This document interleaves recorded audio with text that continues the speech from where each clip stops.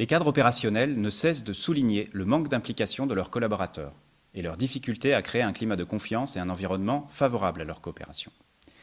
Ces phénomènes ne trouvent-ils pas leur source commune dans le manque d'autonomie et de confiance à l'égard de leurs salariés?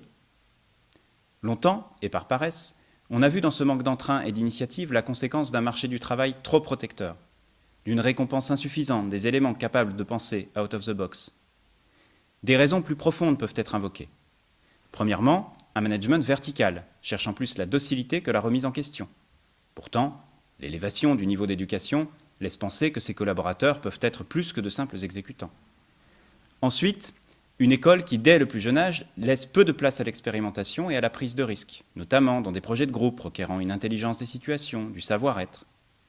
Troisièmement, une déperdition du sens de l'action, y compris chez les cadres opérationnels, en porte-à-faux constant entre les injonctions d'en haut et les réactions d'en bas, à tel point qu'un nombre croissant de salariés préfèrent tenter une aventure en indépendant pour fuir ces fléaux.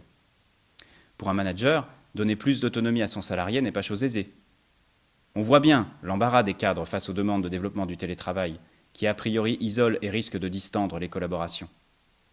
On voit bien à quel point ces cadres continuent à imposer le présentéisme à des réunions qui peuvent pourtant casser une dynamique de groupe.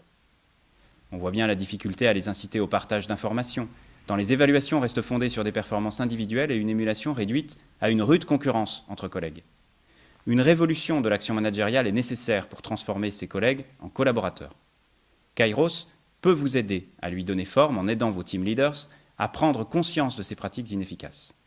Nous vous proposons de poser ensemble un diagnostic sur vos routines d'entreprise et de bâtir une conférence pour éveiller vos cadres à la nécessité d'un changement de méthode, en insistant sur quelques principes simples. L'intensité d'une collaboration ne dépend pas principalement de la quantité d'heures que les membres d'une équipe passent ensemble. Les progrès du digital permettent des échanges à distance, via des réseaux sociaux, internes aux entreprises, via des webinars aussi efficaces que les réunions classiques. Les entreprises ont tout à y gagner en limitant la surface de locaux commerciaux alloués à l'heure où le prix du foncier explose à Lyon.